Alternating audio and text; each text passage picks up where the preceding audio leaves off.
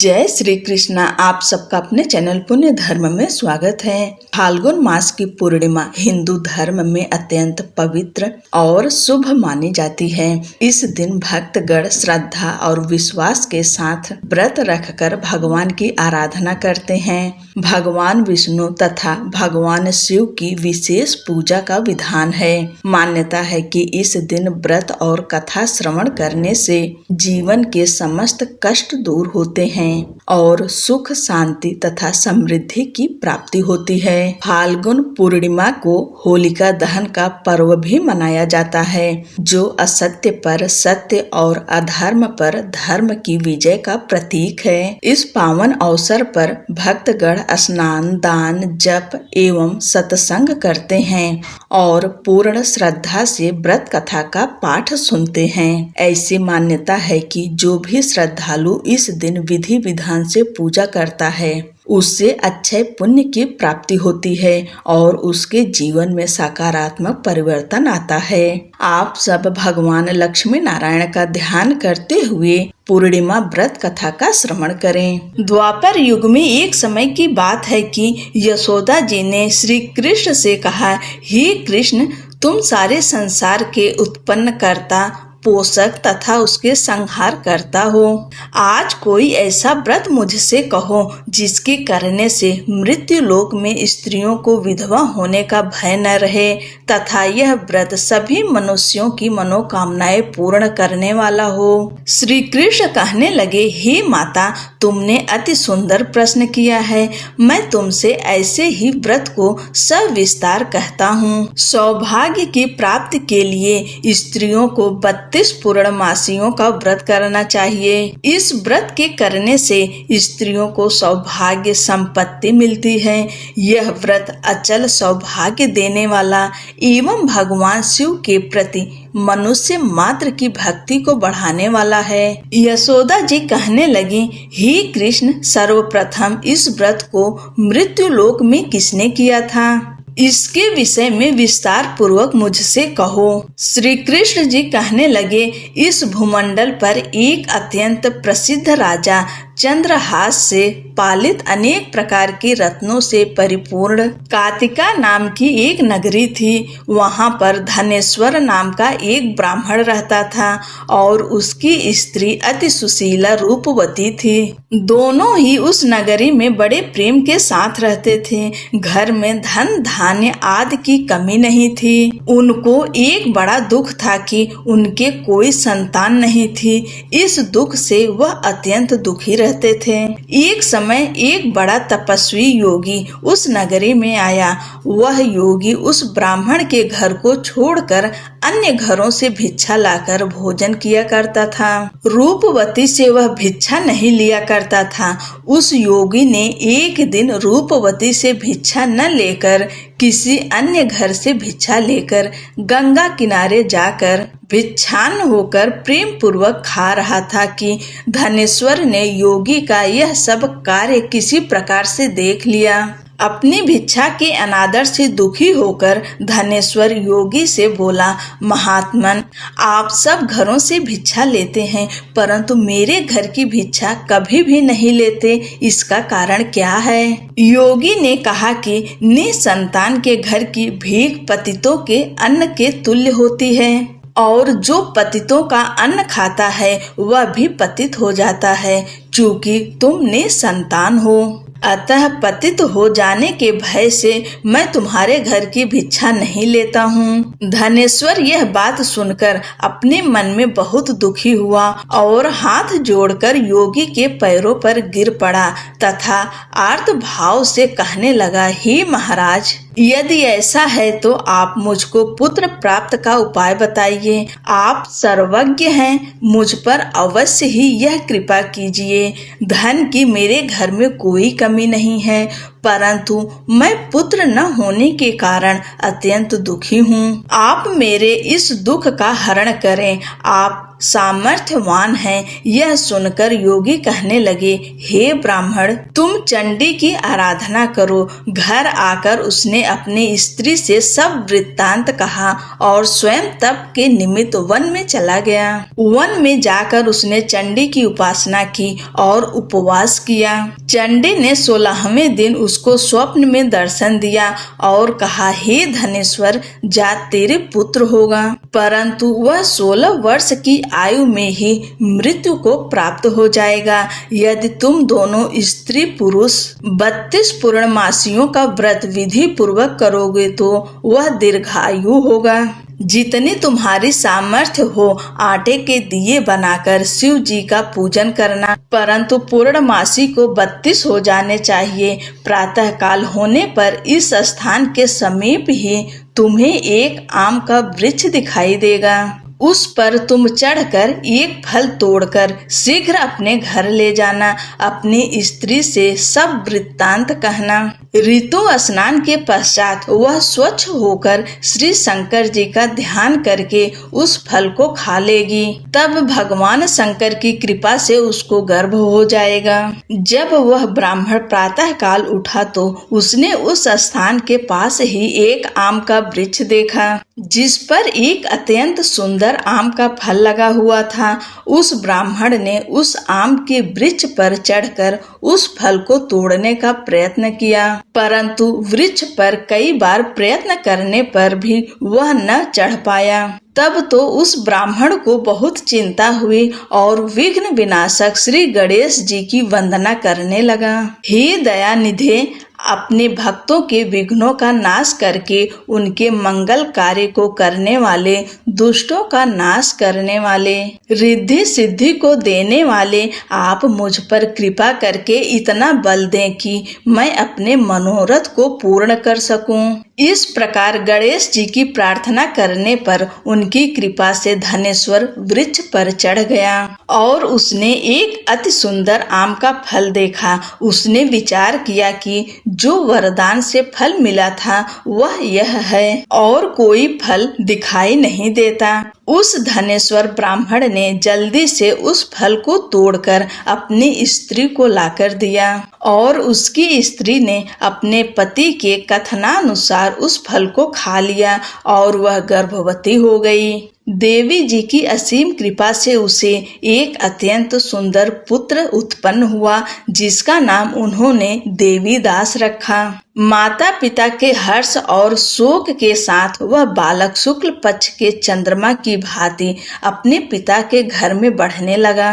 भवानी की कृपा से वह बालक बहुत ही सुंदर, सुशील और विद्या पढ़ने में बहुत ही निपुण हो गया।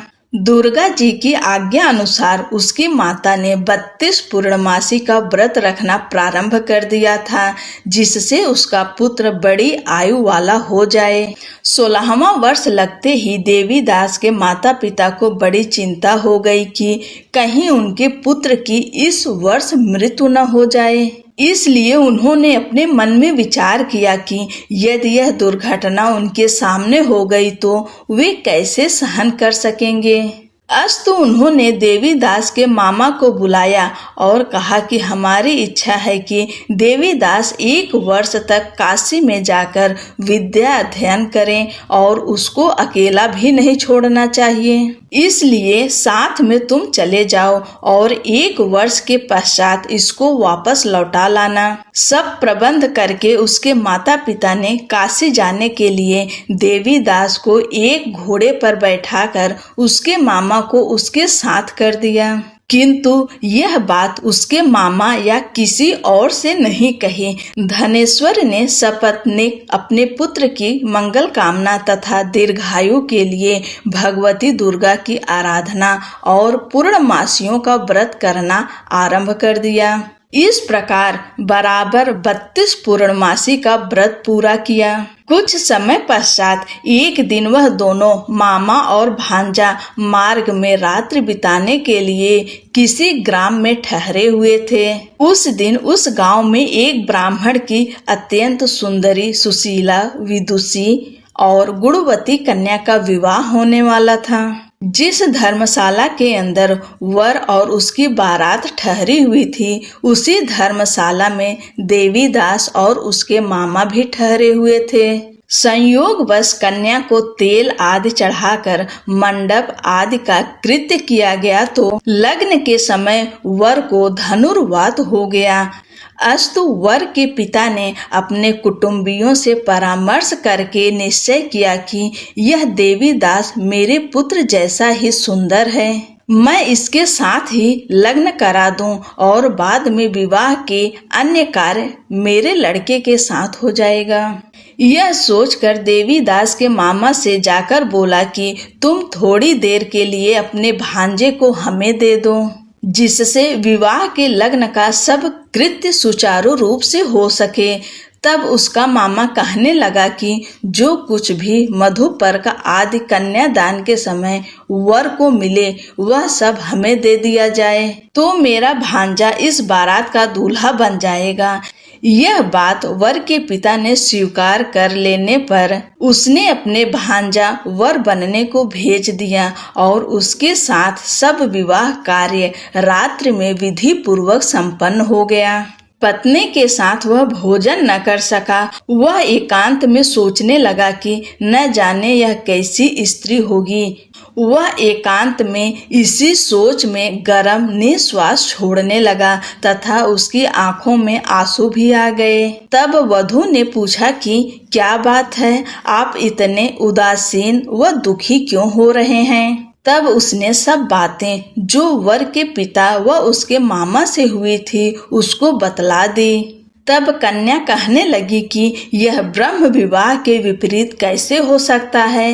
देव, ब्राह्मण और अग्नि के सामने मैंने आपको ही अपना पति बनाया है, इसलिए आप ही मेरे पति हैं। मैं आपकी ही पत्नी रहूंगी, किसी अन्य की कदापि नहीं।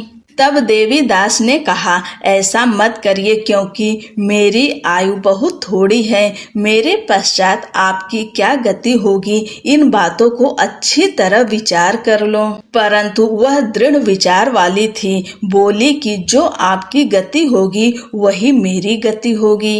हे स्वामी, आप उठिए और भोजन करिए, आप निश्चय ही भूखे होंगे। इसके बाद देवीदास और उसकी पत्नी दोनों ने भोजन किया तथा शेष रात्रि वे सोते रहे। प्रातः काल देवीदास ने अपनी पत्नी को 3 नगों से जड़ी हुई एक अंगूठी दी, एक रुमाल दिया और बोला, हे प्रिय, इसे लो और संकेत समझकर स्थिर चित्त हो जाओ।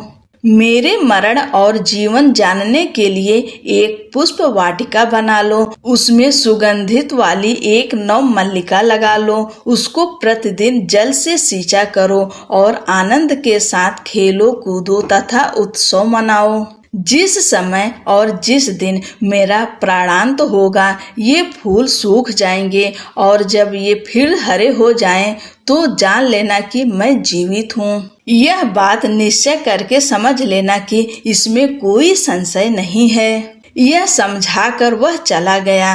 प्रातः काल होते ही वहां पर गाजे बाजे बजने लगे और जिस समय विवाह के कार्य समाप्त करने के लिए वर तथा सब बाराती मंडप में आए तो कन्या ने वर को भली प्रकार से देखकर अपने पिता से कहा कि यह मेरा पति नहीं है। मेरा पति वही है जिसके साथ रात्रि में मेरा पाणी ग्रहण हुआ था, इसके साथ मेरा विवाह नहीं हुआ है। यदि यह वही है तो बताए कि मैंने इसको क्या दिया। मधुपर्क और कन्यादान के समय जो मैंने भूषणादि दिए थे उन्हें दिखाए तथा रात में मैंने क्या गुप्त बातें कही थी वह सब सुनाए। पिता ने उसके कथा अनुसार वर को बुलवाया। कन्या की यह सब बातें सुनकर वह कहने लगा कि मैं कुछ नहीं जानता।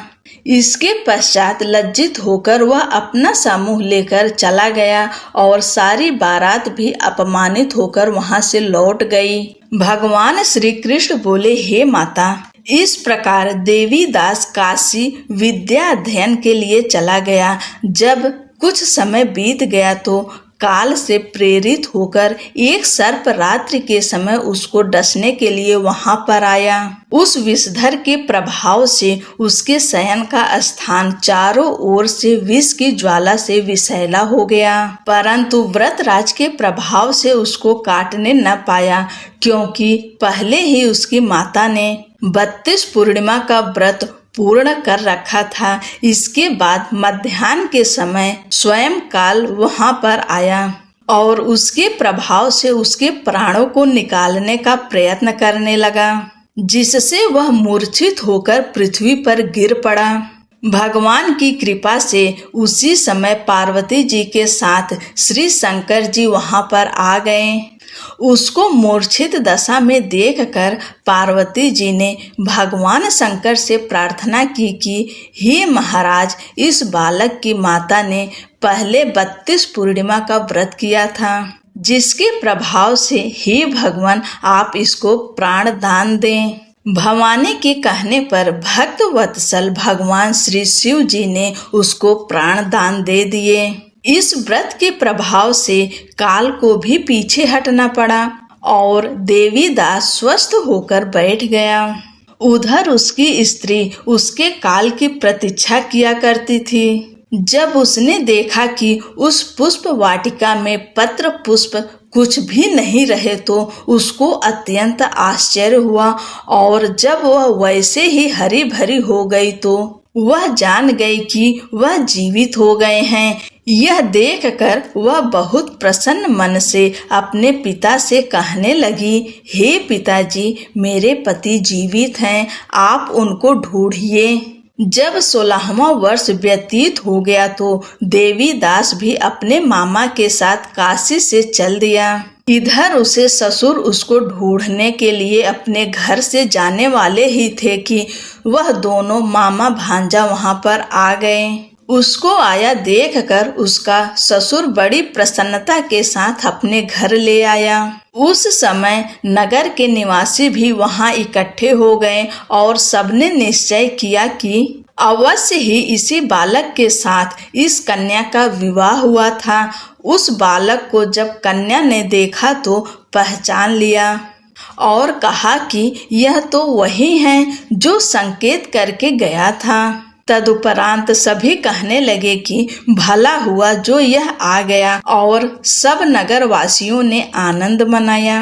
कुछ दिन बाद देवी दास अपनी पत्नी और मामा के साथ अपने ससुर के घर से बहुत सा उपहार आदि लेकर अपने घर के लिए प्रस्थान किया।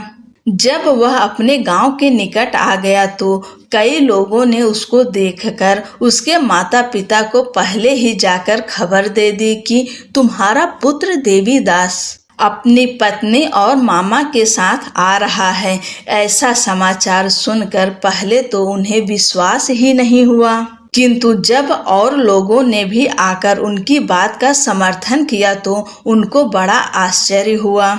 लेकिन थोड़ी देर में देवी दास ने आकर अपने माता पिता के चरणों में अपना सिर रखकर प्रणाम किया और उसकी पत्नी ने अपने सास ससुर के चरणों को स्पर्श किया तो माता पिता ने अपने पुत्र और पुत्र वधू को अपने हृदय से लगा लिया और दोनों की आंखों में प्रेमाश्रु बह चले।